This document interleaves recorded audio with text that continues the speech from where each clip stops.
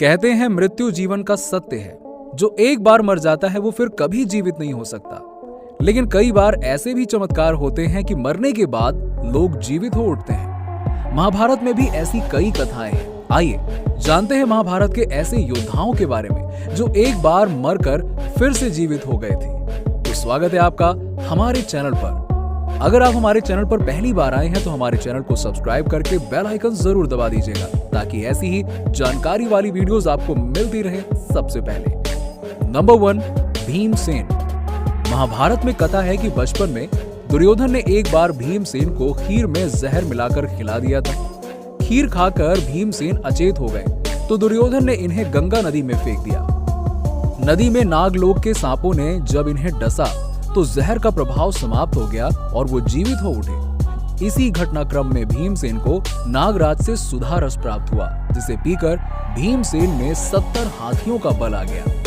Number 2, Arjun. Arjun को पहली बार मृत्यु उनके अपने पुत्र के हाथों प्राप्त हुई थी। अर्जुन के पुत्र बभ्रुवाहन को ये मालूम नहीं था कि उनके पिता अर्जुन हैं। एक बार दोनों के बीच युद्ध हो गया।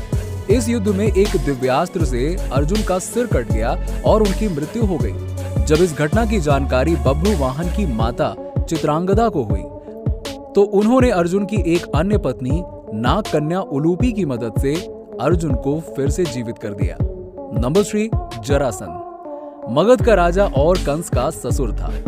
जरासंध 2 भागों में पैदा हुआ था। मरा हुआ मानकर जरासंध के शरीर के दोनों टुकड़ों को जंगल में फेंक दिया गया।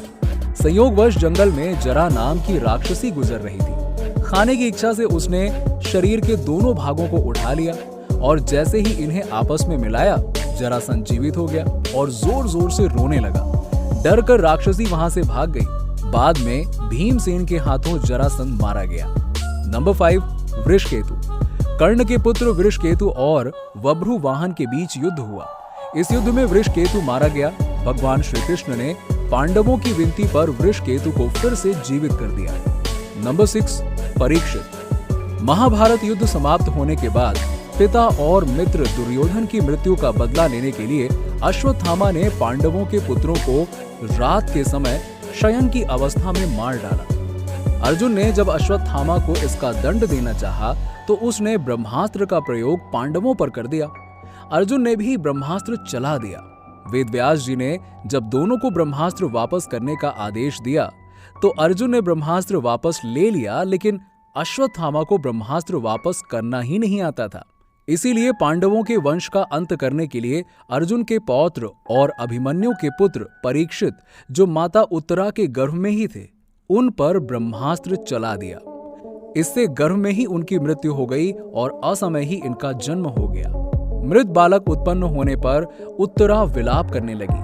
भगवान श्री कृष्ण ने पांडवों के वंश की रक्षा के लिए परीक्षित को पुनः जीवित कर दिया। बाद में कलियुग आने पर तक्षक सांप के काटने पर इनकी मृत्यु हुई। तो दोस्तों, आज के वीडियो में बस इतना ही। अगर आप हमारे चैनल पर पहली बार आए हैं तो हमारे चैनल को सब्सक्राइब करके बेल आइकन जरूर दबा दीजिएगा ताकि आपको ऐसी ही ज्ञान भरी बातें मिलती रहें।